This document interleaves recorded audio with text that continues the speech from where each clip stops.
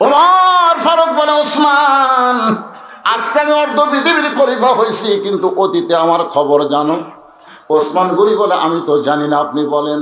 ওমর ফারুক বলে, আমি খালার বাড়িতে রাখালি করতাম। ওসমান উচ্চন করছে, কি কইলেন? বলে, হ্যাঁ, আমি খালার বাড়িতে রাখালি করতাম। ছাগল চড়ানোর পরে সন্ধ্যায় যখন আসতাম, খালা আমার কান ধরে বলতো, ওমর, কয়টা ছাগল নিয়ে গেলে কয়টা ফেরত আনলে? আমি ছাগল গুনা দিকে 3-4টা কম, আবার দৌড়। ছাগলগুলো খুঁজে খুঁজে নিয়ে এসে যখন খালারে দিতাম, খালা আমার চুল লম্বা ছিল, চুল ধরে বলতো, ওমর, যেই ভুল আজকে করেছো, এই ভুল যদি আগামীকাল করো, তোমার রাখালির চাকরি ক্যান্সেল। আমি তখন খালার পা ধরে বলতাম, খালা, রাখালির চাকরি যদি ক্যান্সেল করে দেন তাহলে থাকবো কোথায়, আমি খাবো কি? একদিন যে ওমর রাখালির চাকরি রক্ষা করার জন্য খালার পা ধরে কেঁদেছে, আজকে সেই ওমরকে আল্লাহ অর্ধ পৃথিবীর খলিফা বানাইছে। এটা ওমরের যোগ্যতাই নয়, এটা কেবলমাত্র আল্লাহর কোরআনের পাওয়ারে। কোরআনে নামাজের আইন আছে না নাই? একটু মনোযোগ দিয়ে শোনেন। সুন্দর আমল করতে গেলে সুন্দর পরিবেশ লাগবে। এই সুন্দর পরিবেশ একমাত্র কোরআনের আইন ছাড়া সম্ভব না। অর্ধ পৃথিবীর খলিফা হযরত ওমর, নাম শুনছেন? উনি একদিন মেম্বরে বসে নিজের গালে নিজে চড় মারতেছেন, ডান হাতে ডান গালে, বাম হাতে বাম গালে। এমন সময় ওসমান গনি মসজিদের মধ্যে ঢুকে বলতেছে, আমির আল মুমিনিন, আপনি কি পাগল হয়ে গেলেন? নিজের গালে নিজে চড় মারতেছেন। ওমর ফারুক বলে, ওসমান, মিন শাররিল ওয়াসওয়াসিল খান্নাস, আমার ভিতরের খান্নাস আমাকে ধোঁকা দিছে। ওসমান গনি বলে, কি ধোঁকা? ওমর ফারুক বলতেছে, আমার মন বলতেছে আমি অর্ধ পৃথিবীর খলিফা। ওসমান গনি বলে, আমির আল মুমিনিন, তাহলে তো আপনাকে ধোঁকা দেয় না, আপনি তো অর্ধ পৃথিবীরই খলিফা। ওমর বলতেছে, ওসমান, খালি বর্তমান নিয়ে থাকলে হবে না, আমার অতীতের খবর কি, আমার ভবিষ্যতের খবর কি? যারা বর্তমান নিয়ে চিন্তা করে এরা হলো শয়তান। জোরে করে, এরা কি কি হুনুরি? আজকে তোর চেয়ার আছে, আগামীকাল নাও থাকতে পারে। কথা কম না, কথা কম না। ওমর ফারুক বলে, ওসমান, প্রকৃত মানুষ যারা হবে তারা সবসময় বর্তমান নিয়ে চিন্তা করবে না। মিশে মায়ায় বন্দি থাইকা করলাম কত খেলা, পশ্চিমে তাকিয়ে দেখো তোমার ডুইবা গেছে বেলা, এক পলকের নাই ভরসা, মিশে সকল আশা, কখন বুঝি দারুণ ঝড়ে ভাঙবে তোমার বাসা। আমার অতীতে কি আসলো জানেন? অতীতে আমি রাস্তায় রাস্তায় কুরুটুকিওয়ালাকে দেখলেই বলতাম, ভাই ওয়াজ করি রে, হ্যাঁ দাওয়াত দাও। না না, তখন সিমিনার জানি না অসগুলি দাওয়াত। আমি 10টা লোকের হাত ধরছি, একটাও দাওয়াত দেয়নি। এটা আমার অতীত। আমার বর্তমান হলো দাওয়াতের এত চাপ, আমি চাপের ঠেলায় 3 তলা লুকে থাকি। এটা হলো আমার বর্তমান। আর আমার ভবিষ্যৎ হলো মসজিদের খাটনি আমার বাড়ির আঙ্গিনায় আসবে, আমার সব কাপড় খুলে সাদা কাপড়ের কাপড় আমাকে চকলেটের মতন মুড়ায় ফেলবে, আমার 3 তলাও থাকবে না, নিচ তলাও থাকবে না, আমাকে কবরের ঘরে যাওয়া লাগবে। তোর কথা ঠিক কিনা? তাহলে তুই মাস্তানি মারতিস?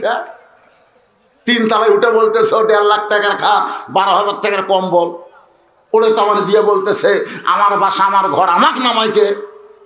2 কান্দে দিয়ে ফেরেশতাকে, আল্লাহ এক নামানোর কেউ নাই। আল্লাহ বলতেছে একটু ধৈর্য ধর। রাত 3টার সময় একটা ভূমিকম্প, খালি বিল্ডিং একটু 3 সেকেন্ড, কয় সেকেন্ড? 3 সেকেন্ডের একটা ঝাঁকি মারছে, ওই এত ফোর্সে নামছে। ওর কম্বলের মধ্যে লুঙ্গি খুলে আছে, ওটাও পর্যন্ত পরার টাইম পাইনি। ফেরেশতারা আল্লাহ নামাইলা নামাইলা, তাই বলে ন্যাংটা করে নামালা।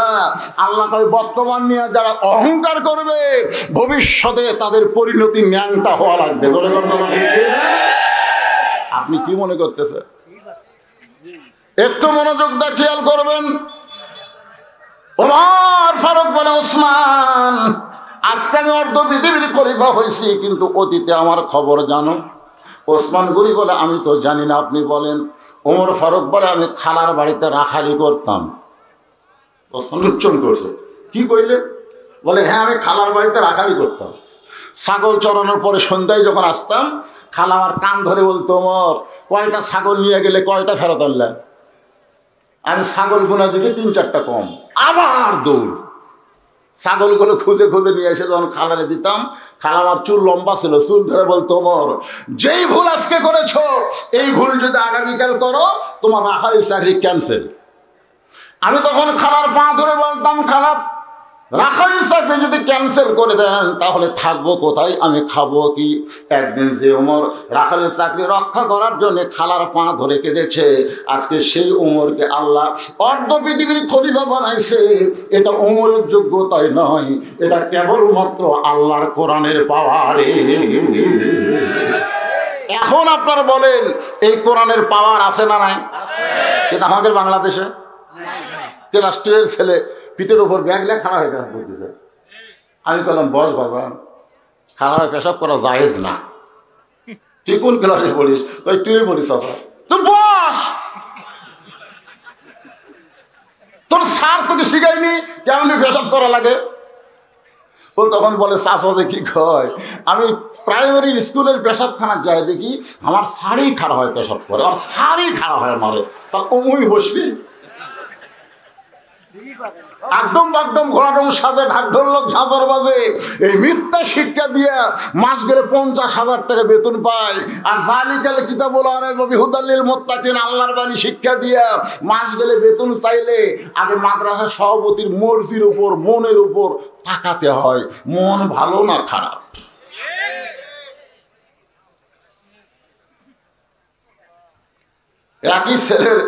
একই ছেলের 3টা মাস্টার, এখন কয়টা? একটা হলো ইংরেজির মাস্টার, মাস গেলে 2,000 টাকা দেয়। একটা হলো বাংলা অঙ্কের মাস্টার, মাস গেলে 1,500 টাকা দেয়। আর একটা হলো কোরআন শরীফের মাস্টার, 3 মাস হলে কোরআন পড়ায়, এখন পর্যন্ত খবর নেই। ছেলে যখন বাপের কাছে গিয়ে বলতেছে, আব্বু আমি নিজের যে কোরআন পড়ার পারি, তখন বাপ কয়, হয় রে তোর যে কোরআন পড়ার কথা মনেই নাই রে। 3 মাস পরে সে বলতেছে, হুজুর এত কষ্ট করে আমার ছেলের কোরআন পড়াইছেন, আমি শুনেছি আল্লাহর কোরআন শিক্ষা দিয়ে হাদিয়া দেওয়া জায়েজ নেই। হুজুর মনে মনে কয়, এই শোনরা তুই আগেই শোন। 3 মাস পরে তোর ছেলে যখন কোরআন লিখছে, তখন এই ভণ্ডামি ফতুয়া তোর কে শুনাইল রে? এ তো হুজুর মারা ফতুয়া। আজকে বাংলাদেশে চোর ডাকাত বার্তার সিনা টান করে ঘুরতেছে, আর আমাদের মতন বক্তাদের 116 জনের তালিকা হয়েছে, যার মধ্যে আমার নাম 18তে আছে। চিন্তা করি এটা কোন দেশ?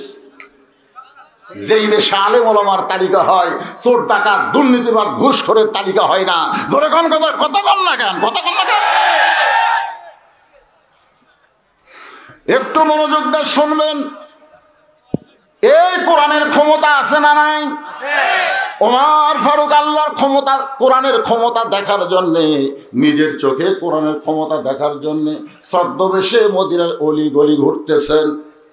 আমার মায়েরা যারা পর্দার অন্তরালে একটু মনোযোগ দিয়ে শুনবেন মা, কারণ একটা ভালো মা যদি পায়, ভালো জেনারেশন, ভালো সন্তান আমরা পাবো। এরা মানুষের দল না করে আল্লাহর দল করবে। জোরে কোন ঠিক না? হ্যাঁ, একটা ভালো মায়ের দরকার। হয়তো বলবেন, হুজুর আইয়ুকুম আহসানু আমালের মধ্যে মায়ের কথা করতে আসলো। শোনেন, এমন একটা যুগ আছে, একটা বাচ্চাকে নিয়ে এসে মা খালি কান্দে, হুজুর আতালা পাতালা কান্দে, একটু ফুঁফা দেন তো। সূরা ফাতিহার উপরে কোনো দোয়া আছে? 3 বার পরে ফুঁ দিলে আমার কান্নারও বাড়ছে। তাই আমি বললাম, মা ফুঁ দেওয়া হবে না, পানি পড়া খেলেও। আয়াতুল কুরসি 7 বার পড়ে 1 গ্লাস পানি ফুঁক দিলাম, ওর কান্না আরো বাড়ে। মা বলতেছে, হুজুর দোয়া দরুদের দিন শেষ, মোবাইলের বাংলাদেশ। ছেলে যখন কান্দে মোবাইল চালু করে দেয়, আর কান্দে না।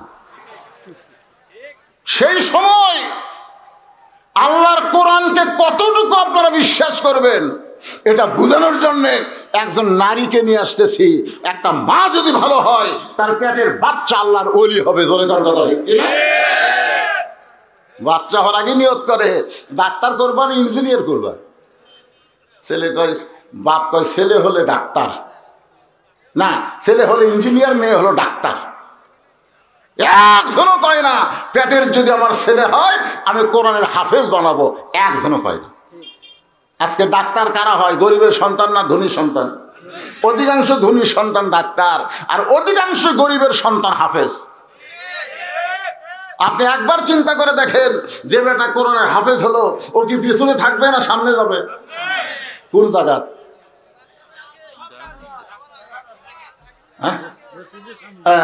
এই যে একজন কইছে মসজিদের সামনে। আয় হায়, তুমি যত বড় ডাক্তার হও, যত বড় ইঞ্জিনিয়ার হও, যত বড় এমপি হও, মন্ত্রী হও, তোমার জায়গা হলো পিছনে, আর কোরআনের হাফেজ আলেমদের জায়গা হলো সামনে। ধরে কোন কথা ঠিক? তাহলে কোরআনের দাম আছে না নাই? ছদ্মবেশে হযরত ওমর ঘুরতেছে, হঠাৎ দেখতে পাই দুই পাহাড়ের মাঝখানে একটা গিরিপথ। ওই গিরিপথের মধ্যে একটা সুন্দরী নারী ধীর গতিতে হেঁটে হেঁটে চলতেছে। ওমর ফারুক চমকে গেল, এত সুন্দরী একজন নারী দুই পাহাড়ের মাঝখানে, যার সামনেও কোনো মানুষ নাই, পিছনেও কোনো মানুষ নাই। ওমর ফারুক আল্লাহর কোরআনকে দেখার জন্যে মেয়ে তার নিকটে গিয়ে বললেন, মা, এই নির্জন পথে তুমি একা একা চলতেছ, তোমার অন্তরে কোনো ভয় ডর লাগতেছে না? মেয়েটা বলে, পথিক রে, তুমি কি হযরত ওমরকে চিনো? যদি ওমরকে চিনতা তাহলে এরকম বেসাইজা কথা বলতা না। যেদিন থেকে হযরত ওমর আল্লাহর কোরআন দিয়ে রাষ্ট্র চালায়, সেদিন থেকে পৃথিবীর এক প্রান্ত থেকে আর এক প্রান্তে একটা নারী যাবে, ওই নারীর কলিজায় আল্লাহ ছাড়া অন্য কারো ভয় থাকবে না। তাহলে আল্লাহর কোরআন দিয়ে রাষ্ট্র চললে মানুষের অন্তরে ভয় থাকবে কার? আরো জোরে বলেন। আমার সঙ্গে দেখা করবার কাছে বারবার খালি বার হয়, কি হলো ভাই? বলে, মোটর সাইকেল দেখতেছি হুজুর। কারণ কয়েকদিন আগে একটা মোটর সাইকেল চুরি হয়ে গেল। হায় হায়, চোরের ভয়, আল্লাহর ভয় একই কলিজার মধ্যে রয়। কোনোদিনও দোয়া কবুল হবে না। কেবলমাত্র ভয় করা লাগবে কার?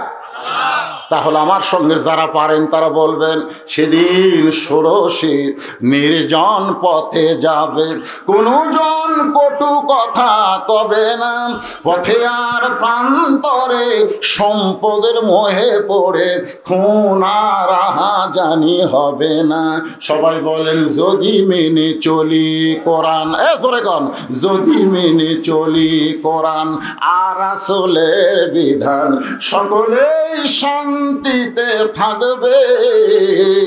আর্জেন্টিনার পতাকা না, ব্রাজিলের পতাকা না, যেদিন বাংলার আকাশে কলেমার পতাকা উড়বে। 3টা পর্যন্ত মেসি খেলা দেখছে, করা বন্ধ। আসলা তো খাইমের নাম কোন দিক দিয়ে গেল? আপনি বলেন, আপনার ছেলে 3টা পর্যন্ত মেসির ভক্ত হয়ে খেলা দেখলো, আর মুয়াজ্জিন আল্লাহর ডাক দিল, ওই ল্যাপের মধ্যে ঘুম পারলো। আপনি বাবা একলা একলা মসজিদে গেলেন, আপনি জান্নাতে যাবেন? জান্নাত কি আপনার মামার বাড়ি? আল্লাহ বলেছেন, কু আনফুসাকুম ওয়া আহলিকুম নার, জাহান্নামের আগুন থেকে যদি বাঁচতে চাও, তুমি বাবা একলা বাঁচলে হবে না, তোমার আহালদের নিয়ে বাঁচা লাগবে। এই হুকুম কার? হুকুম মানে আইন। এই আইন কার? আরো জোরে বলেন। ওমর ফারুক বললেন,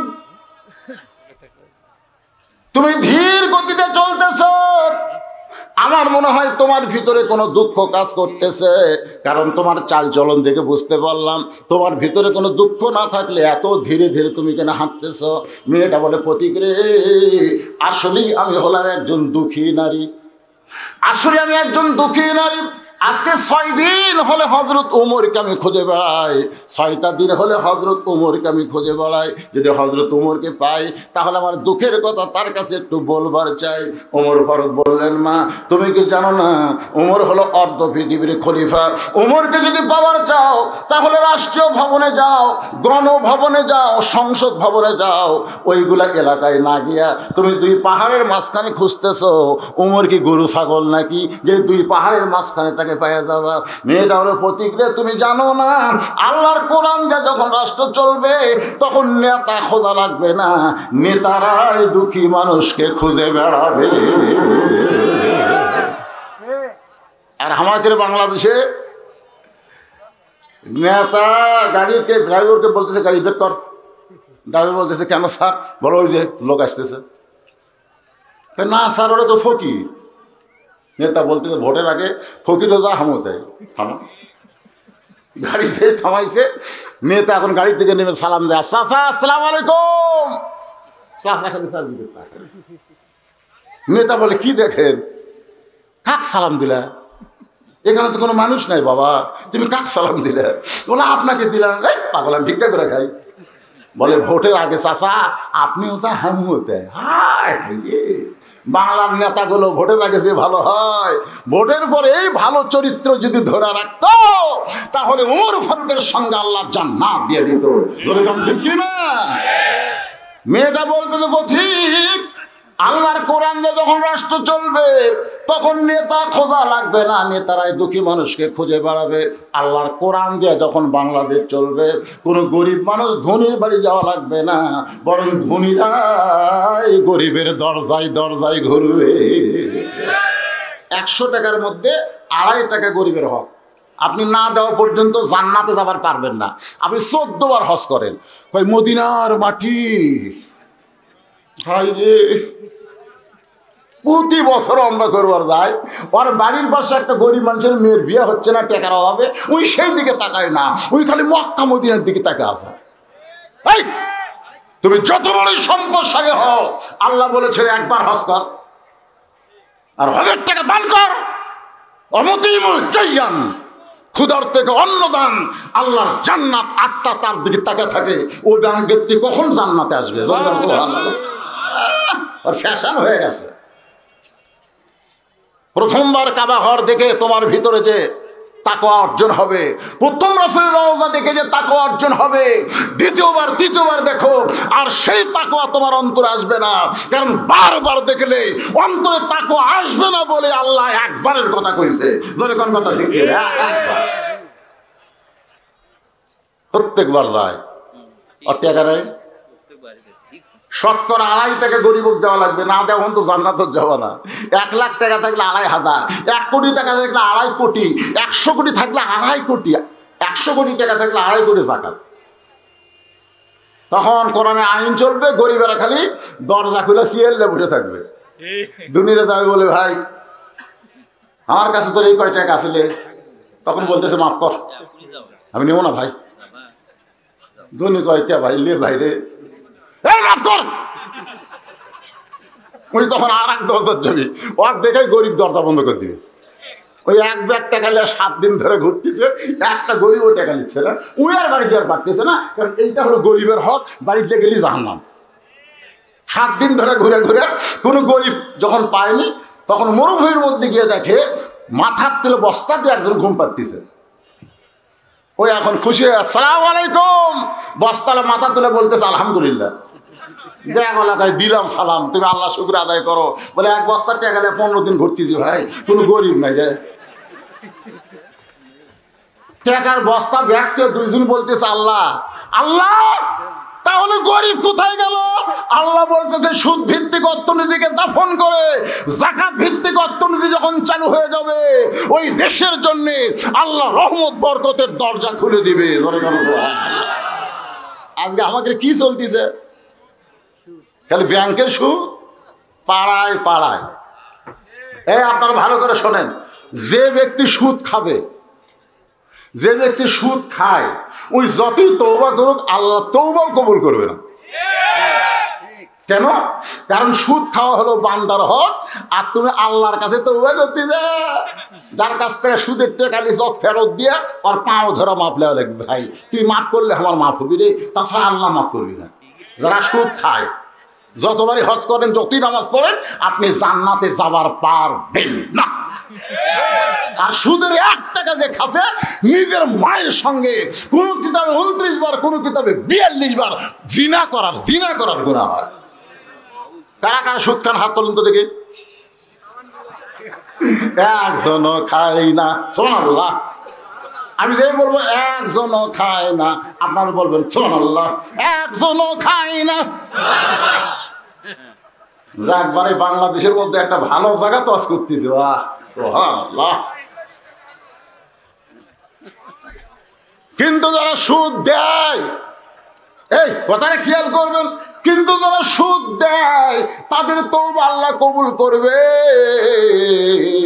কারণ সুদ দেওয়া এটা হকুল ইবাদকে নষ্ট করা না, এটা পরিস্থিতির শিকার হয়ে সে দিছে যারা, তারা মাপ পাবে। কিন্তু যারা খাসে, কথাটা খেয়াল করবেন, যারা খাসে আর যারা দেয় এদেরকে আল্লাহ মাফ করবে যদি মাফ চায়। এখন আসেন মূল আলোচনায়।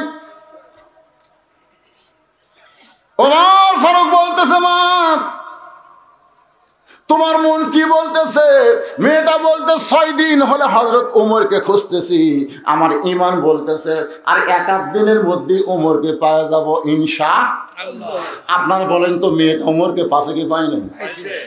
ওমর ফারুক বললেন, মা তুমি সেই ওমরকে খুঁজতেছো, আমি হইলাম সেই ওমর।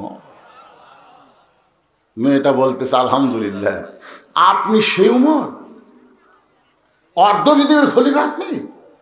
তাহলে সুরের মতন একা একা ঘুরতেছেন কেন? আপনার কি চামচা নাই? সাধারণ একটা এমপি তার যত চামচা, আর মন্ত্রীর চামচার তো অভাব নাই। কথা কর না কেন? আর আপনি বাংলাদেশের মতো, আমাদের বাংলাদেশের মতন 96টা দেশের খলিফা। সুবহানাল্লাহ, আসতে কন। বাংলাদেশের মতন কয়টা? 96টা দেশের রাষ্ট্রনায়ক হযরত ওমর, তার কোনো চামচা নাই। মেয়েটা বলতেছে, আমিরুল মুমিনিন, আপনি চোরের মতন একা একা ঘুরতেছেন, আপনার কি কোনো সৈন্যবাহিনী নাই, র্যাব নাই, পুলিশ নাই, কোবরা নাই, আর্মি নাই, আপনি একা কেন? ওমর ফারুক বলে, চামচা পালার মতন টাকা আমার নাই। কারণ একজন চামচার সাথে রাখতে গেলে তাকে যে টাকা দেওয়া লাগবে সেই টাকা আমার নাই। কারণ গরিবের হক মাইরা নেতা চামচা রে খাওয়া। লেখা আছে কাঠের মধ্যে 10 কেজি, লেখা আছে 10 কেজি। দাড়ি পল্লা নাই, এক বালতি লাল দাগ দিছে, এই লাল দাগ কোন তো চাউল দেয়, মাপা হয় 800। লেখা আছে 10 কেজি, দিছে 800। ওই মনে করছে ইমাম 4 রাকাত নামাজে 3 রাকাতে বসলে আমি আল্লাহু আকবার লোকমা দেই, দেখি তুই এটি একবার দেই তো। চেয়ারম্যানকে বলতে, চেয়ারম্যান সাহেব লেখা আছে 10 কেজি, আপনি যে 800 দিলেন। চেয়ারম্যান কার নাম কাটাতে, নাম কাটাতে জোরহাত করে বলতে, যা দিচ্ছেন দেন, তাও নাম কাটে। চেয়ারম্যান কে রে, তো 200 চাউল না মারলেন চামচা পারমো কি দিয়ে রে? না নেতা চামচা পালে গরিবের টাকায়, কিন্তু আমার কোনো চামচা নাই, আমার কোনো টাকা নাই। অর্ধপৃথিবীর খলিফা হযরত ওমর জুমাতে খুতবা দিচ্ছেন, এমন সময় মাঝখান থেকে এক সাহাবী দাঁড়িয়ে বলে, আমিরুল মুমিনিন, আপনার খুতবা শুনবো না। খুতবা মানে ওয়াজ। ওমর ফারুক বললেন, আমার খুতবা কেন শুনবা না? বলে, আপনি লম্বা পাঞ্জাবি গাউত দিয়ে আমার কোনো খাটো পাঞ্জাবি দিচ্ছেন। আমি দেখতেছি আমার পাঞ্জাবি চাইতে আপনার পাঞ্জাবি লম্বা। আপনি আমাদেরকে খাটো পাঞ্জাবি দিবেন আর লম্বা জুব্বা গাউত দিয়ে খুতবা দিবেন। আপনি লম্বা জুব্বা কোথায় পেলেন আগে তার হিস্টোরি কোন? অর্ধ পৃথিবীর খলিফা আটকে দিছে রে। আল্লাহর আইন কাক করে দেখেন, সুবহানাল্লাহ বলেন। ইন্নাল্লাহা ইয়ামুরুকুম আন তুআদ্দুল আমানাতি ইলা আহলিহা ওয়া ইযা হাকামতুম বাইনান নাস আন তাহকুমু বিল আদল। বিচারককে আরো জোরে কোন? ওমরের ইচ্ছা মতো বিচার হবে। এই ধর ধর করে, আমার পাঞ্জাবি লম্বা হোক, পাউতে ছিঁচে যাক, তুই দেখার কেরে? এটা হচ্ছে নিজের বিচার। আল্লাহর বিচার কি? ওয়াইজা হাকামতুম বাইনান নাস আন তাহকুমু বিল আদল। তোমার ইচ্ছা মতো বিচার করতে পারবা না, আদল ইনসাফ সহকারে বিচার ফয়সালা করলে মাজলুম শান্তি পাবে, জালিমের শাস্তি হবে। ধরে কোন কথা ঠিক না? মাজলুম শান্তি পাবে আর জালেম শাস্তি পাবে। আমাকে দেখো কি হচ্ছে, ওই যে 6 বছর আমের বাগানে চাষ করে জ্যৈষ্ঠ মাসে দেখবার কাছে আম পাকছে কিনা, যা যে গাছের ডালে বসে এক ছোট্ট বাচ্চা পাকা আম পাড়তেছে আর ব্যাগের মধ্যে তুলতেছে। বাগানের মালিক কয় আমি খাইনি, পরিবারে কেউ খায়নি, তুই আমার গাছের আম পাড়তেছিস, তোর বাপকে বিচার দেবো রে। ছেলে খালি মুচকে মুচকে হাসে। বাগানের মালিক বলে হাসিস কেন? বলে হাসার কারণ হলো আমার বাপও খোঁজা লাগবে না, আব্বাও আর এক গাছে চড়ছে। তাকে দেখে ওর বাপ খালে আম পাড়ে আর বস্তা ভরায়, গাছের নিচে বসে বলে আল্লাহ বিচার দেবো কার কাছে? বেটাও চোর, বাপও চোর, আজকে আমাদের বাংলাদেশের অবস্থা তাই হয়ে গেছে। বিচার দিব কার কাছে? কার কাছে বিচার দিবে? অর্ধ পৃথিবীর খলিফা হযরত ওমর চোখের পানি বের করে কাঁদতেছে, খুতবা বন্ধ, লম্বা জুব্বার হিসাব না দেওয়া পর্যন্ত আপনার খুতবা আমরা শুনবো না। এমন সময় 6 লক্ষ হাদিসের হাফেজ, নাম হলো আব্দুল্লাহ ইবনে ওমর, বাপের ছেলে, ধরে কারণ সুবহানাল্লাহ, কয় লক্ষ? অর্ধবীর খলিফার সন্তান, 6 লক্ষ হাদিসের হাফেজ, 30 পারা কোরআনের হাফেজ। সুবহানাল্লাহ কয় না রে? আমাদের প্রধানমন্ত্রীর বেটা কয় লক্ষ হাদিসের হাফেজ, এমপির বেটা 30 পারা কোরআনের হাফেজ, সিআরবির বেটা মাদ্রাসাত পড়ে, ভুলেও দেখবার পাবেন না। এইটা হলো কোরআনের বাংলাদেশ। জোরে কোন কথা ঠিক না? 96টা দেশের খলিফা, তার বেটা হলো 6 লক্ষ হাদিসের হাফেজ। এটা কোন জায়গা তো আজকে গোরস্থান নাকি রে? সুবহানাল্লাহ কয় না রে? একবার সুবহানাল্লাহ করে আপনার নামে জান্নাতের বাগানে একটা গাছ লাগাই দিবে। আপনি বসে আছেন কোন জায়গায়, আর গাছ লাগতেছে কোন জায়গায়? আপনাকে আল্লাহ যখন জাহান্নাম দিবে, মনে করেন জাহান্নাম যখন দিবে, তখন গাছগুলো কি করবে? গাছগুলোকে হাউমাউ করে কান্না শুরু করবে। আল্লাহ বলে গাছ কান্দিস কেন? কয় আমাকে জাহান্নাম দেন। আল্লাহকে জাহান্নামত দেওয়ার জন্য তোর জান্নাত লাগাছি। তাহলে আমাদের মালিকগুলো জাহান্নামত যাচ্ছে, তাহলে আমরা কার আশায় টিকে থাকবো? আল্লাহকে গাছ কি চাও? গাছ বলে মালিকগুলোকে আমাদের দিকে ফিরে দেন। আল্লাহ বলবে ওয়ালা তাশতাহি আনফুসুকুম, রে জান্নাতি গাছ, তোদের মালিকগুলো জাহান্নামে হয়েছিল, কিন্তু তোদের ওসিলায় আমি আল্লাহ আবার জান্নাতে ফিরাই দিলাম। হয়তো বলবেন হুজুর তাহলে জান্নাত পাওয়া তো সোজা। আল্লাহ রাসূল বলছেন মুনাফিকের মুখে 3টা তাসবিহ উচ্চারণ হবে না, পাপীর মুখে হবে, কিন্তু মুনাফিকের মুখে হবে না। কয়টা?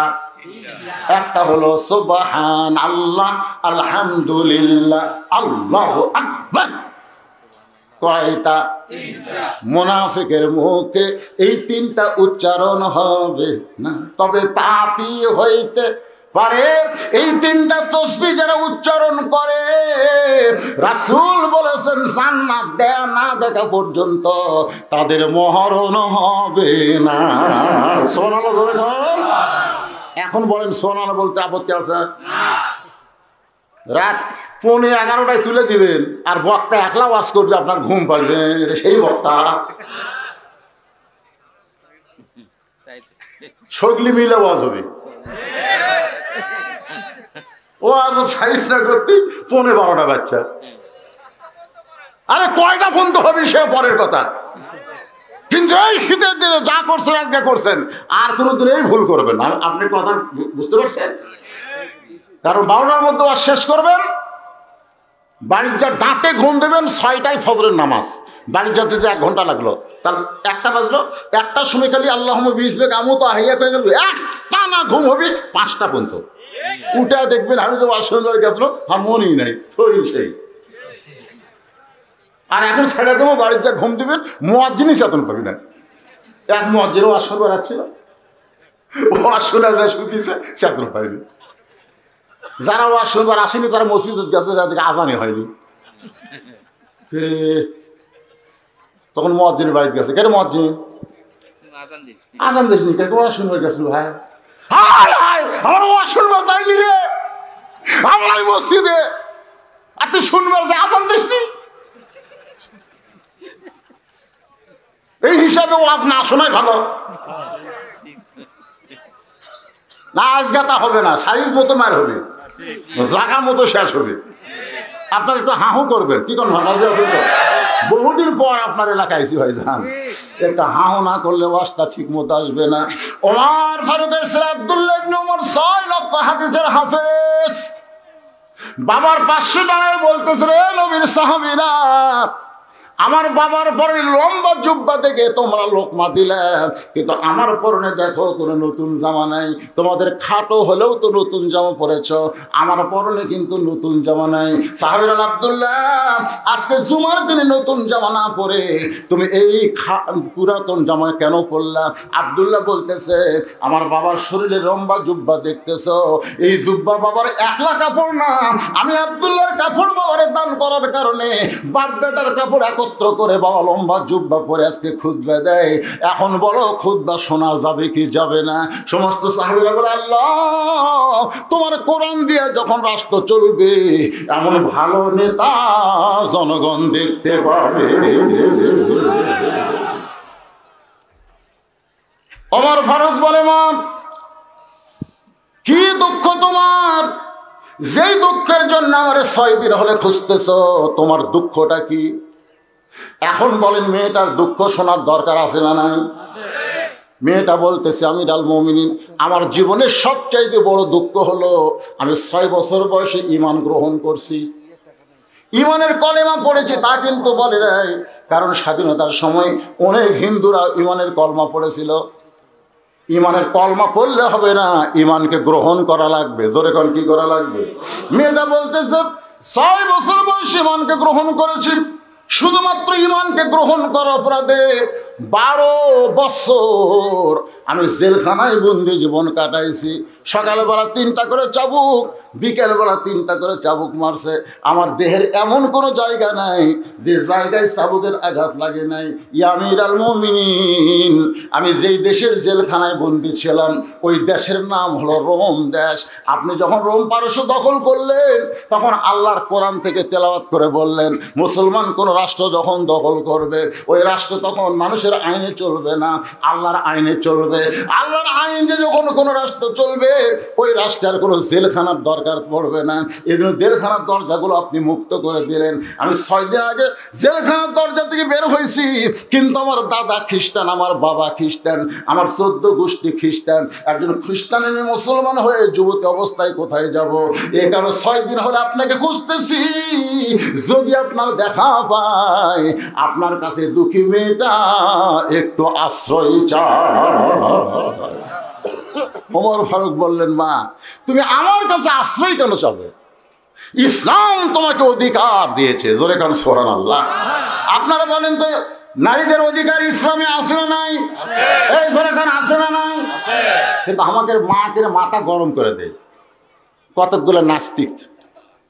নারী পুরুষের সমান অধিকার মিছিল হয় না?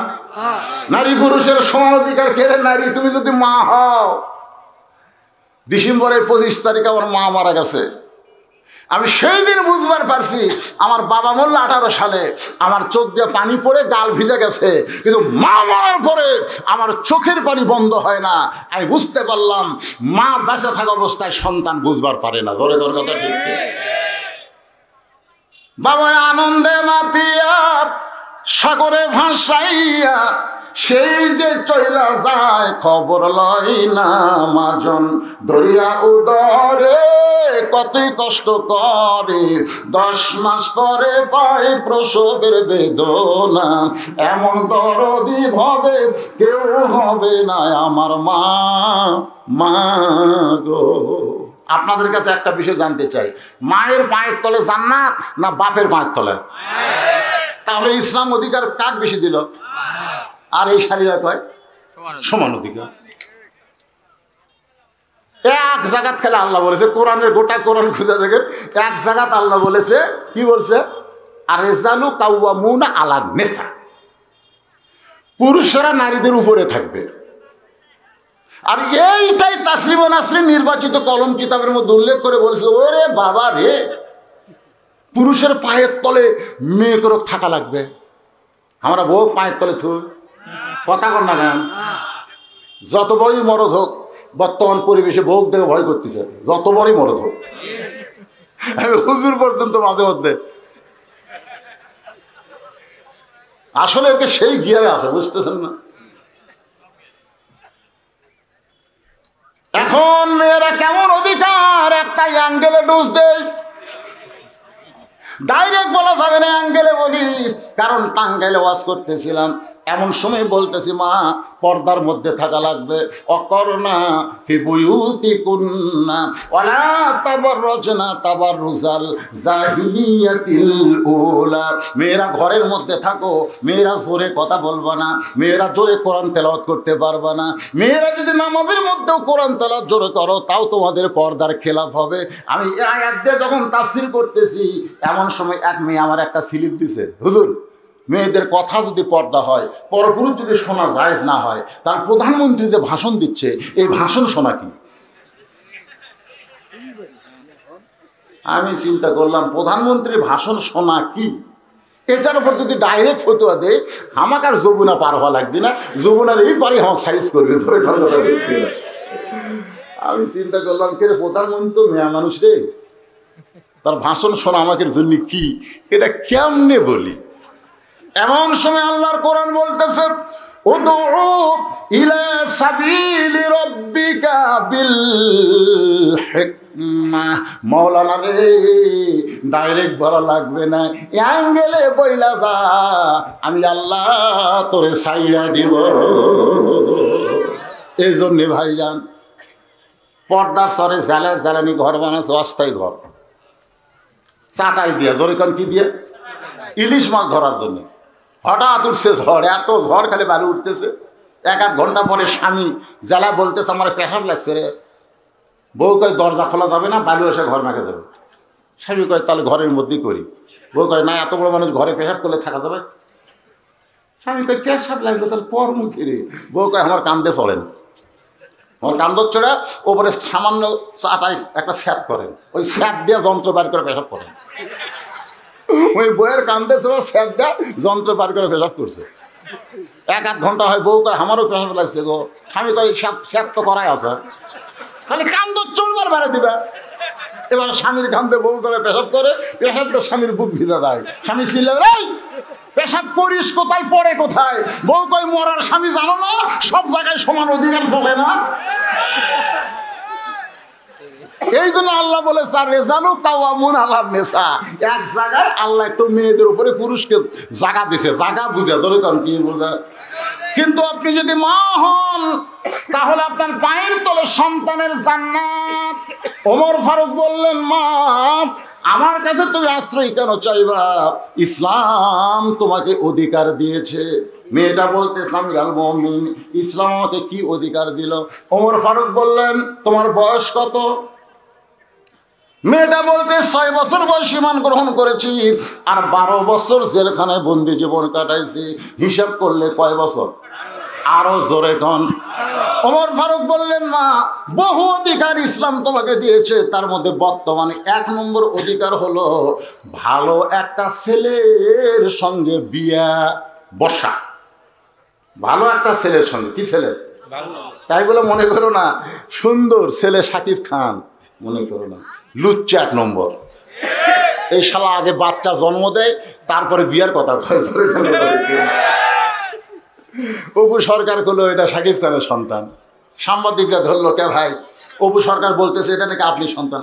হ্যাঁ ঘটনা ঘটেছে, কবে ঘটিছে কোনো কথা নাই।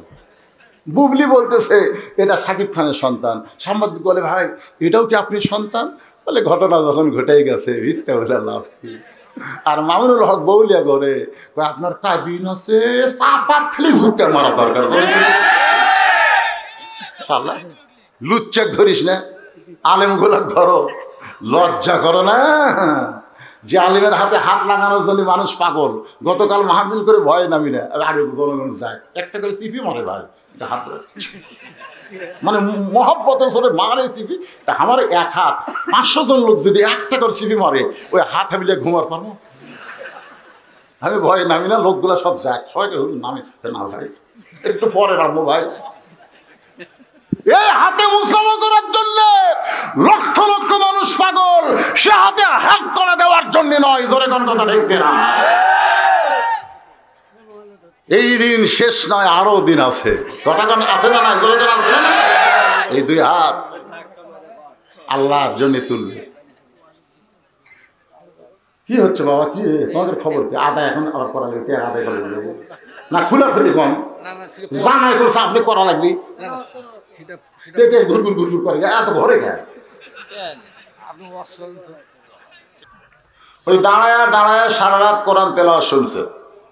সকালবেলা গিয়ে মিটিংয়ে বলতেছে এত সুন্দর কোরআনের বাণী, রাতটা কোন দিক দিয়ে গেল বুঝবারই পারিনি। সুবহানাল্লাহ কন্যা কেন আবু জেহেলকে কোরআনের বিপক্ষে কথা,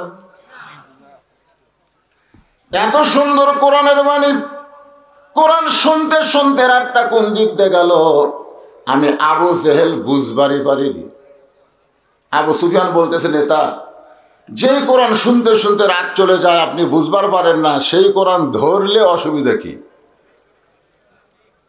আপনারা শোনেন না ধরবেন? আজকে বাংলাদেশে সবাই যদি কোরআনকে ধরার চেষ্টা করত, কোরআনকে গ্রহণ করত, তাহলে কোরআন ওয়ালার উপরে কোনো জালেমের জুলুম চলত না। জোরে কোন কথা ঠিক না? কিন্তু না, ধরা খায় বক্তা, শ্রোতারা বাড়ির যায়। এই তো হয়েছে আজকে কোরআনের সমস্যা। এই জন্য আল্লাহ বলেছেন সামিনা ও তাআনা, খালি শুনলে হবে না, এইটাকে গ্রহণ করা লাগবে।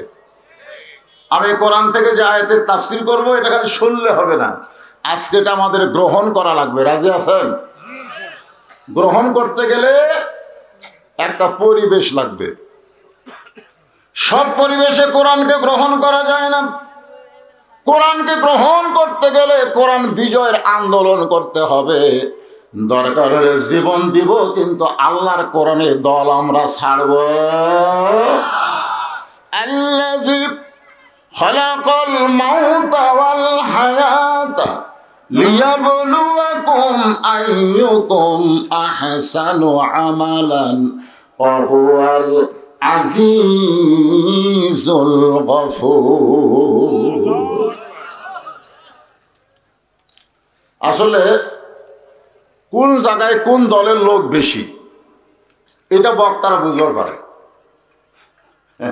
কোরআনের আয়াত বক্তা তেলাওয়াত করার পরে আল্লাহু আকবার শব্দ যদি কম হয়, তাহলে বোঝা লাগবে এরা বড় দুই দলের লোক। যেই দুই দলে সব স্লোগান আছে কিন্তু আল্লাহু আকবার স্লোগান নাই। জোরে কোন কথা ঠিক? এখন কোন দুই দল বলার দরকার নেই, আপনারাই বুঝা নেবেন, কারণ ডাইরেক্ট ওয়াজ করা যাবে না, অ্যাঙ্গেলে ডোজ মারা লাগবে। জোরে কোন কথা ঠিক? কে রে? وَإِذَا تُلِيَتْ عَلَيْهِمْ آيَاتُهُ زَادَتْهُمْ إِيمَانًا وَعَلَى رَبِّهِمْ يَتَوَكَّلُونَ।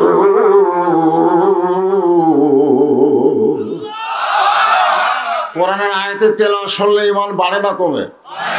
আচ্ছা, আপনারা অন্তর থেকে বলেন তো, ঈমান বাড়ার লক্ষণ কি? চুপ থাকা না জবান খোলা?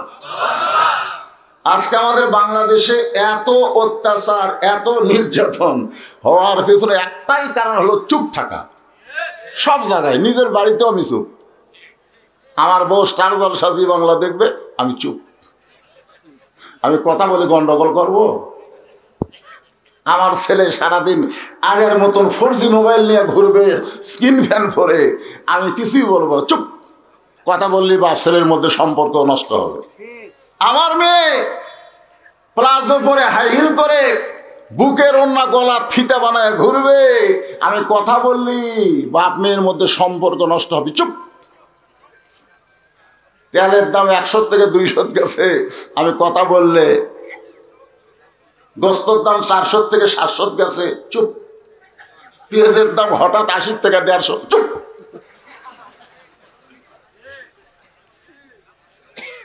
এই চুপ থাকাকে বলা হয় বোবা শয়তান। ধরে কোন কি শয়তান? এরা কিন্তু মানব রূপী বোবা শয়তান, কথা কয় না। কি হয়েছে ওদিকে? কি কয়? এই এমনি তো এইটা মুখের আগে দিয়ে আমি সামনের লোক দেখতে পাচ্ছি না।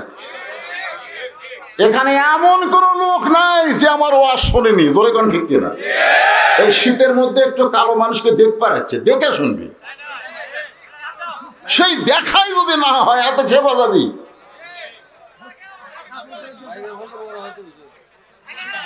না না, ভাঙ্গা ফেলা, এ ভাঙ্গা ভাঙ্গি, এটা আবার কি?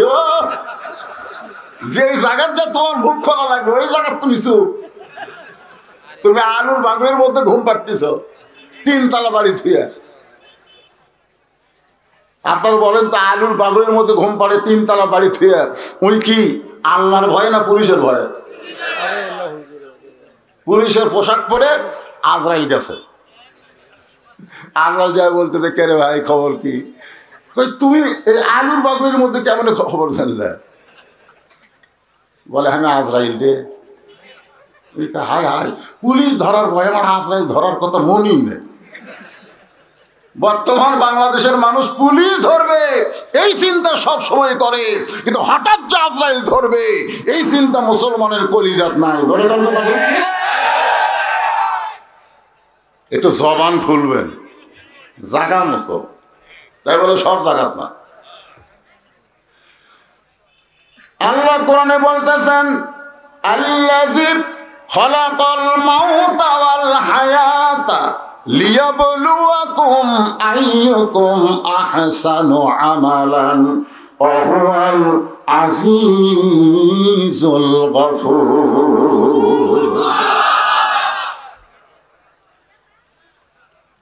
তোমাদের মৃত্যুর হায়াতকে সৃষ্টি করেছেন কে? আরো জোরে। তাহলে আপনারা বলেন তো কেউ মারতে পারবে? আল্লাহ যদি বাঁচায়। কেউ বাঁচাতে পারবে আল্লাহ যদি মারে? এটা খালি শুনলে হবে না বিশ্বাস করা লাগবে। যদি আমরা বিশ্বাস করি যে আমাদেরকে কেউ মারতে পারবে না আল্লাহ ছাড়া, কেউ বাঁচাতে পারবে না আল্লাহ ছাড়া, তাহলে দুনিয়ার কোনো রক্তচক্ষুকে আমরা ভয় করব না। আমাকে একজন বলল, হুজুর আজকে আমাদের মসজিদ থেকে 5 জোড়া জুতা উধাও। নামাজ শেষ করে তাকে জুতা নাই।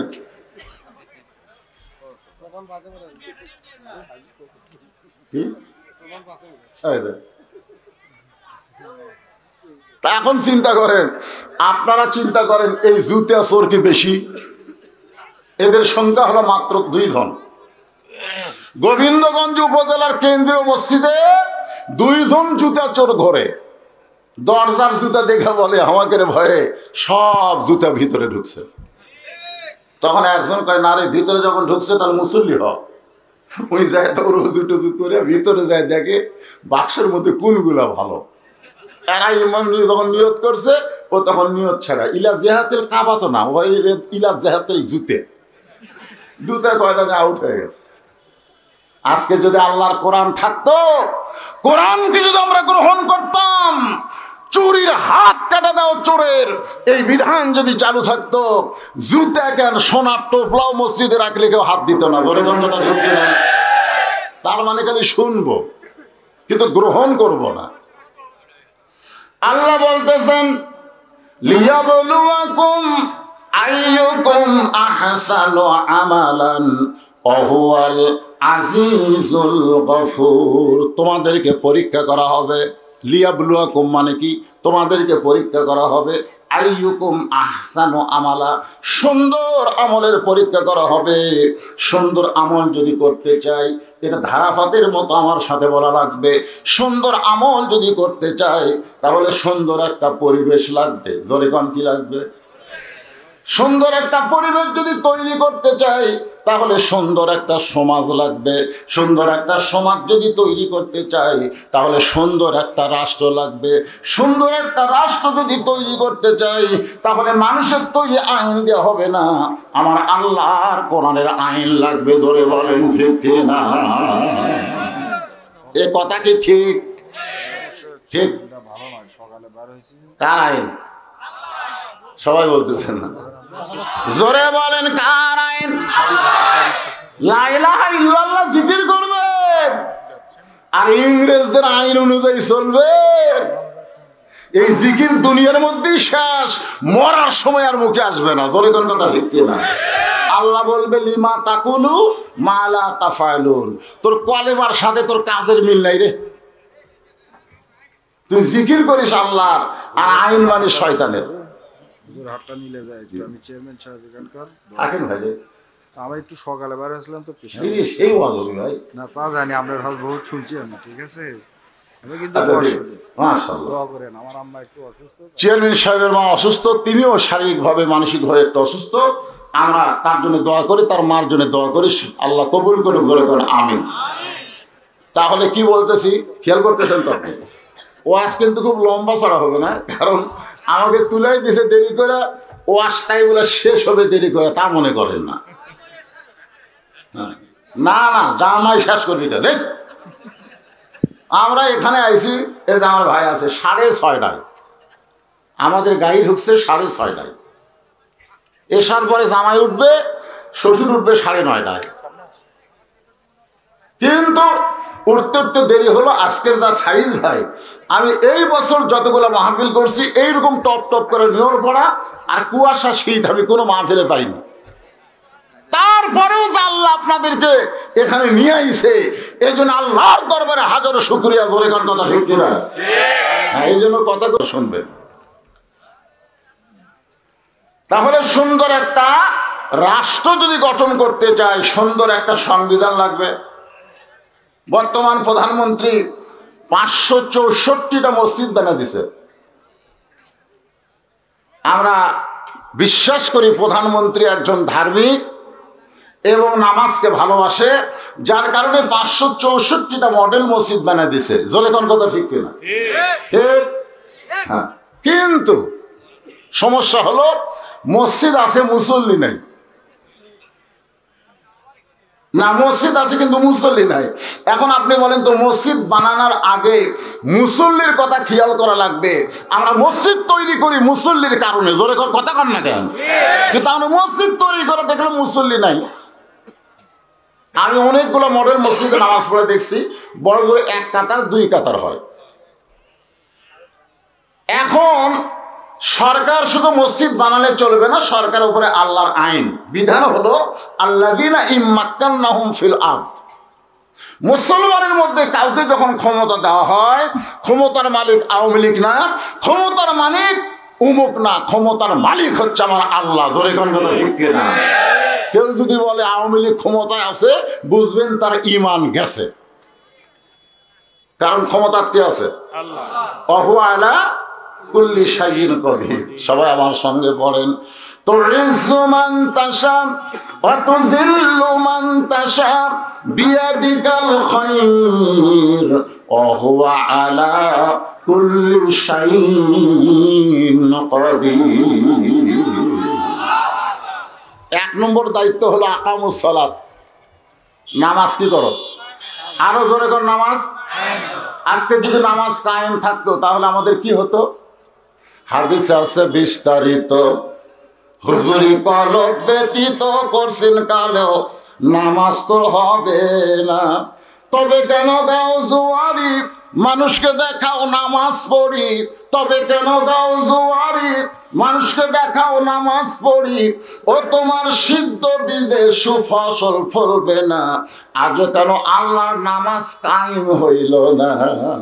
আল্লাহ কয় নামাজের জোরে ফায়সাটা যাবে দূরে, পাক কোরআনে রয়েছে ঘোষণা। এখন আকাম কুকাম নামাজ রোজার একসাথে বান্ধিয়া বোঝার, জাহান্নামে দিয়াছ রওয়ানা। আজও কেন বাংলার মানুষ নামাজ ধরল না? সরকারের আইন করা দরকার যে মসজিদে যখন নামাজের আজান হবে, আজান শোনার পরে যারা নামাজের জন্য মসজিদের মধ্যে ঢুকবে না, মডেল মসজিদের কাছে একটা বড় কামরা করো, ওই কামরার মধ্যে বেনামাজিকে নিয়ে যায়, পাছার কাপড় খুলে 10টা করে বাড়ি। জোরে কোন কয়টা করে বাড়ি? 10টা করে যদি বাড়ি বসাতো, আপনারা বলেন তো মডেল মসজিদে 1 কাতার, এর কথা কোন 1 কাতার, গোটা মসজিদ ভরে গেলে কি হতো?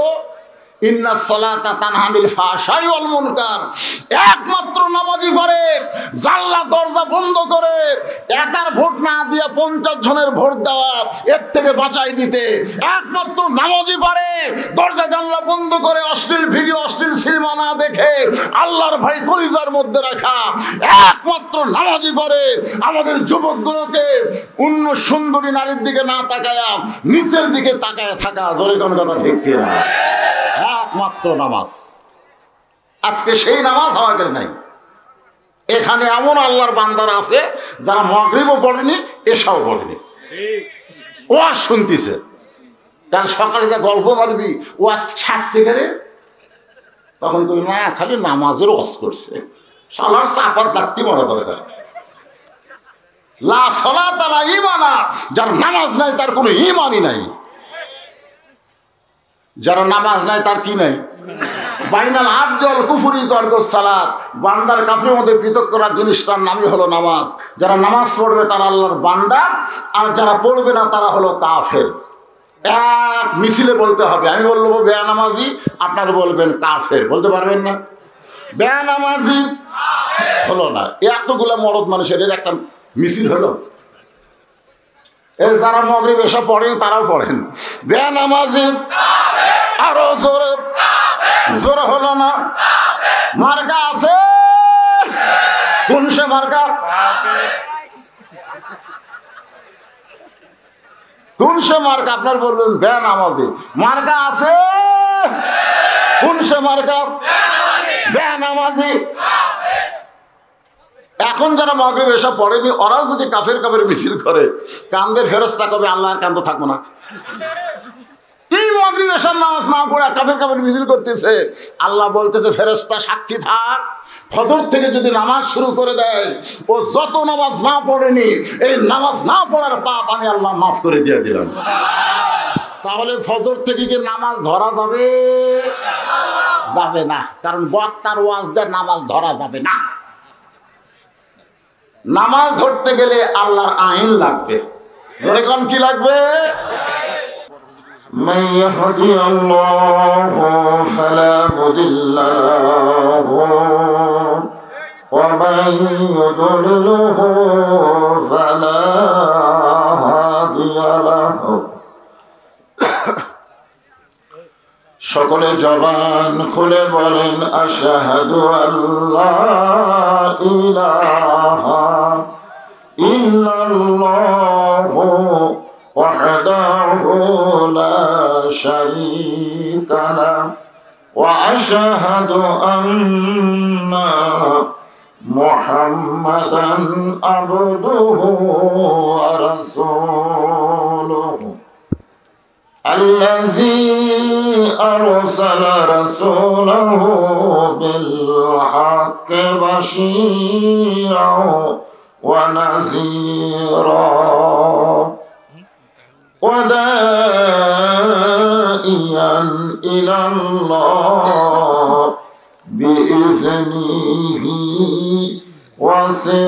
وسراجا منيرا. فقد قال الله تعالى في كلامه المجيد والفرقان الحميد.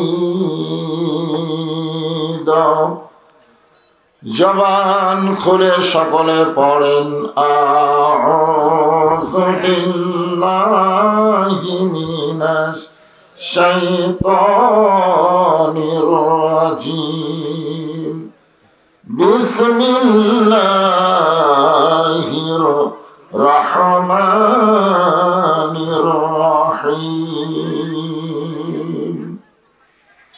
الذي خلق الموت والحياة ليبلوكم أيكم أحسن عملا وهو العزيز الغفور. إن الله وملائكته يصلون على النبي يا أيها الذين آمنوا صلوا عليه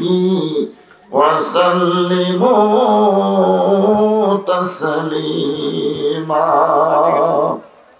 اللهم صل على محمد وعلى آل محمد كما صليت على إبراهيم وعلى آل إبراهيم إنك حميد مجيد اللهم بارك على محمد وعلى آل محمد كما باركت على إبراهيم وعلى آل إبراهيم إنك حميد مجيد لا إله إلا الله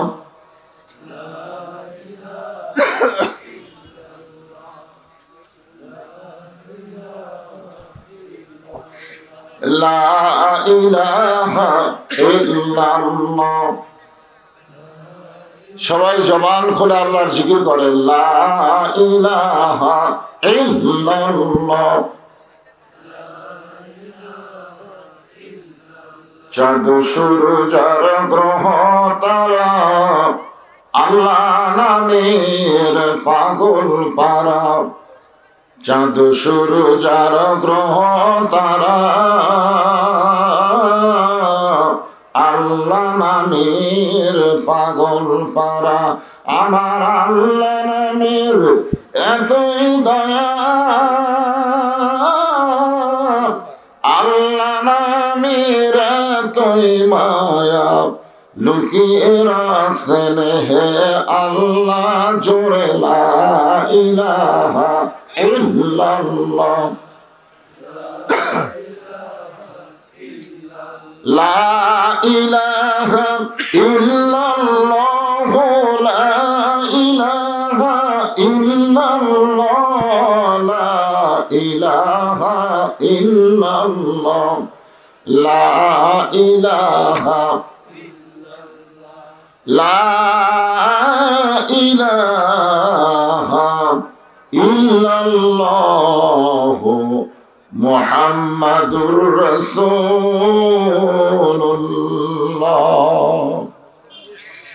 রাসূলের মহব্বতে জবান খুলে সকলে বলি সাল্লাল্লাহু আলাইহি ওয়াসাল্লাম।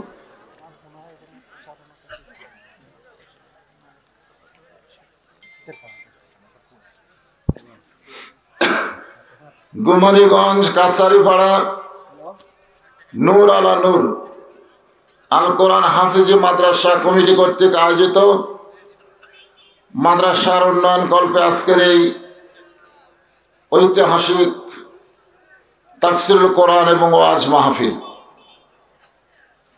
আজকের এই মাহফিল আল্লাহ তাআলা যেনাকে সম্মানিত সভাপতির আসনে কবুল করেছেন, আমি আমার অন্তরের অন্তঃস্থল থেকে আজকের মাহফিলের সম্মানিত সভাপতিকে শুভেচ্ছা জ্ঞাপন করছি। সম্মানিত সহসভাপতি, সম্মানিত প্রধান অতিথি, সম্মানিত বিশেষ অতিথিবৃন্দ, সম্মানিত সুধীজন, সকলকেই অন্তরের অন্তঃস্থল থেকে আমি শুভেচ্ছা জ্ঞাপন করছি। এই মুহূর্তে আমার সামনে যারা বসে আছেন, টপ টপ করে নিয়রের পানি পড়তেছে, টপ টপ করে দেখতেছি, এখানে তো সে হারে পড়তেছে। কঠিন শীতের ভিতরে আরামের বাড়ি, আরামের ঘুম, ল্যাপ তোষকের মহব্বত কলিজা থেকে বের করে এই জান্নাতের বাগানে যিনারা বসে আছেন, আমি আমার অন্তরের অন্তঃস্থল থেকে আপনাদের সবাইকে শুভেচ্ছা জ্ঞাপন করছি। শীতের রাতে দাঁড়িয়ে থাকার চাইতে বসা ভালো, ঠিক না? বসলে মোটামুটি একটু শীত কম লাগবে। আপনারা যারা দাঁড়িয়ে আছেন অযথা। আর শীতের মাহফিলে ফাঁকা ফাঁকা না বসে জমে বসাই ভালো, ঠিক না? যত জমে বসবেন শীত তত কম লাগবে। এই জন্য যারা বসে আছেন দেখবেন যেখানে একেবারে টপ টপ করে পড়তেছে ওই জায়গাটা বাদ দিয়ে যেখানে পড়তেছে না ওই জায়গায় আপনার একটু বসেন। পর্দার অন্তরালে যে সমস্ত মা বোনেরা অধীর আগ্রহে বসে বসে আলোচনা শুনতেছেন, আমি তাদেরকেও শ্রদ্ধা জ্ঞাপন করছি। আজকের এই মাহফিলের সম্মানিত ওলামায়ে কেরাম, আপনাদের মাঝে মাঝে যে সমস্ত আলেম ওলামা বসে আছেন, মাগরিবের নামাজের পর থেকে রাত একটু বেশি হয়ে গেল, এত রাত পর্যন্ত যিনারা আলোচনা করে আপনাদেরকে শোনালেন, আলেম সহ আজকের মাহফিলের বক্তাগণকে অন্তরের অন্তঃস্থল থেকে আমি শুভেচ্ছা জ্ঞাপন করছি। এই মুহূর্তে জানতে চাচ্ছি আপনারা সকলে কেমন আছেন? জি আলহামদুলিল্লাহ, আলহামদুলিল্লাহ রব্বিল আলামিন। এইরকম একটা জান্নাতের বাগান, সুবহানাল্লাহ। কঠিন পরীক্ষা, মন চাবেই না যে আরামের ঘুম বাদ দিয়া, উষুম বাদ দেয়া, ল্যাপতোষক বাদ দেয়া এরকম ভিজা মাটির উপরে খেড়ে বসে থাকে, এটা মন চাবেই না। কিন্তু ঈমানের বলে বলিয়ান হয়ে যারা আমরা কোরআনের বাগানে বসে আছি, বিশ্বাস করুন আল্লাহ আপনাদের উপরে খুশি হয়ে গেছে। যে আল্লাহ আমাদেরকে দয়া করে, রহম করে, শারীরিক সুস্থতা সহ করে আজকের এই জান্নাতের বাগানে কবুল করলেন, আমরা সে আল্লাহর উপরে খুশি না বেজার? তাহলে জবান খুলে সমস্বরে সকলে বলবো রব্বানা লাকাল হামদ হামদান কাসীরান তাইয়িবান মুবারাকান ফীহি। আমরা এমন একজন আল্লাহর প্রশংসা করলাম, যার প্রশংসা করলে তার কোনো লাভ নাই। আপনারা কথাটা খেয়াল করে শুনবেন, যার প্রশংসা আমরা করলাম তার কোনো লাভ নেই। আপনারা কোনো বক্তার প্রশংসা করলে বক্তার দাওয়াত বেড়ে যাবে, আপনাদের কোনোই লাভ হবে না। নেতার প্রশংসা করলে 7ই জানুয়ারি নির্বাচনে নেতা ভোট বেশি পাবে, ধরে কোন কথা ঠিক কিনা? কিন্তু আপনাদের কোনো লাভ হবে? কোনো লাভ নেই। ডাক্তারের প্রশংসা করেন, রোগী বেড়ে যাবে, আপনাদের লাভ হবে না। কেবলমাত্র আল্লাহর প্রশংসা করলে আল্লাহর কোনো লাভ নাই। কিন্তু যারা প্রশংসা করলো আল্লাহ তাদের প্রতি এত খুশি হয়ে যায়, আসমান এবং জমিনের ফাঁকা জায়গাটা আল্লাহ নেকি দিয়ে পরিপূর্ণ করে দেয়। সে আল্লাহর প্রশংসা করতে আমাদের কোনো আপত্তি আছে? আল্লাহর প্রশংসা করার কারণ হলো বহু জাতের ভিতরে বহু জাত, পৃথিবীতে কত জাতের মানুষ আমরা হিসাব দিবার পারবো না। আমাদের সাধারণত জানা হলো হিন্দু, বৌদ্ধ, খ্রিস্টান, ইহুদি, এগুলো আমরা জানি, ঠিক কিনা বলে? এছাড়াও সাঁওতাল আছে, গারো আছে, আপনাকে এলাকা তো সাঁওতাল আছে, আছে না নাই? হ্যাঁ, এরকম বহু জাতের মানুষ পৃথিবীতে বসবাস করে। কিন্তু আল্লাহ কোরআনে বলেছেন গায়রাল ইসলাম দীনান ফালাই ইউকবালা মিনহু। ইসলাম ছাড়া অন্য কোন জাত কেউ যদি গ্রহণ করে, এখানে জাত মানে আমরা ধর্ম বুঝবো, যখন কি বুঝবো? ইসলাম ছাড়া, এটা আমার কথা না, কথা কার? আল্লাহর কোরআনের কথা। অন্য কোন ধর্ম কেউ যদি গ্রহণ করে, আল্লাহ বলেছেন লা ইউকবালা মিনহু, সেইটা কবুল করা হবে না।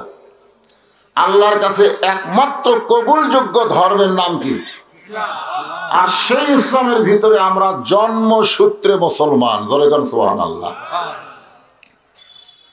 জন্মসূত্রে যদি মুসলমান না হতাম, অন্য কোন জাতের মধ্যে জন্ম নিয়ে মুসলমান হওয়া বড় কঠিন। অন্য কোন ধর্মে জন্ম নিয়ে মুসলমান হওয়া সহজ না কঠিন? যার প্রমাণ হলো নবীর চাচা আবু তালেব, একেবারে মৃত্যুর বিছানায় শায়িত, আর দাঁড়াবার পারবে না। এমন সময় রাসূল গিয়ে বললেন, চাচা আপনি শুধু একবার বলেন লা ইলাহা ইল্লাল্লাহ মুহাম্মদ রাসূলুল্লাহ, আমি আপনার হাতটা ধরে জান্নাত ঘরে পৌঁছে দেব। আপনারা তো সুবহানাল্লাহ করলেন, কিন্তু চাচা কি করে? চাচা বলতেছে, বাবা মরেই যখন যাব বাপ দাদার ধর্ম ছাড়ব না। দেখছেন, নবীর দাওয়াত গ্রহণ করে নাই। এখান থেকে প্রমাণ হলো আমরা যদি হিন্দুর মধ্যে জন্ম নিতাম, বৌদ্ধর মধ্যে জন্ম নিতাম, এমনকি যারা বাইতুল মুকাদ্দাসকে ধ্বংস করতে চায় ইহুদির মধ্যে যদি জন্ম নিতাম, তাহলে কি আমরা মুসলমান হতে পারতাম? খুব কঠিন। কিন্তু যে আল্লাহ এই কঠিনটা আমাদের জন্য রাখে নাই, সরাসরি মায়ের গর্ভ থেকে দুনিয়াতে আমাদের মুসলমান হিসেবে কবুল করেছে, আমরা সে আল্লাহর উপরে খুশি না বেজার? তাহলে আর একবার বলি আলহামদুলিল্লাহ। আছেন আমার মুক্তার, আছেন আমার ব্যারিস্টার, শেষ বিচারের হাইকোর্টেতে তিনি আমায় করবেন পার। আমি পাপী রাসূল জাবিন্দার। আল্লাহ রাসূল বলেছেন, তোমরা যত বড়ই পাপী হও না কেন, শুধু ঈমানের সাথে, কিসের সাথে? ঈমানের সাথে যদি দুনিয়া ছাড়তে পারো, ঈমান নিয়ে যদি কবরের ঘরে আসতে পারো, আমি রাসূল ওয়াদা দিচ্ছি, আমি তোমার হাত ধরে যেভাবেই হোক তোমাকে জান্নাতে পৌঁছায় দেব। কিন্তু শর্ত কি? ঈমানের সাথে মরা লাগবে। আমার কথা কি বুঝতে পারলেন?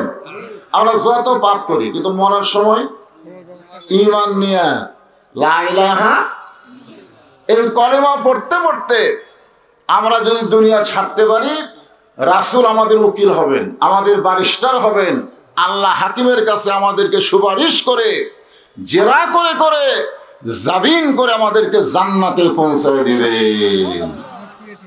এমন একজন নবীর উম্মত হওয়াতে আপনারা খুশি না বেজার?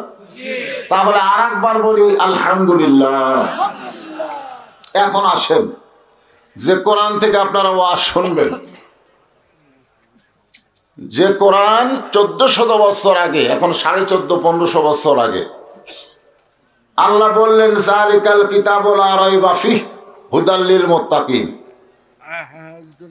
আল্লাহর 104 খানা কিতাব দুনিয়াতে এসেছে। জোরে কোন কয়খানা? 104 খানা। সমস্ত কিতাবের মধ্যে কম বেশি হয়ে গেছে। ওই নবী যখন দুনিয়া থেকে বিদায় নিছে, নবীর উম্মতেরা ইচ্ছা মতো বদলাছে, ইচ্ছা মতো ঢুকেছে। কিন্তু আমাদের নবী 1500 বছর আগে দুনিয়া থেকে বিদায় নেওয়ার পরেও কোরআনের মধ্যে একটা অক্ষরও কম বেশি হয়নি। জোরে কোন কথা ঠিক কিনা? কারণ কি? আরো জোরে কোন, দুই একজন কয়।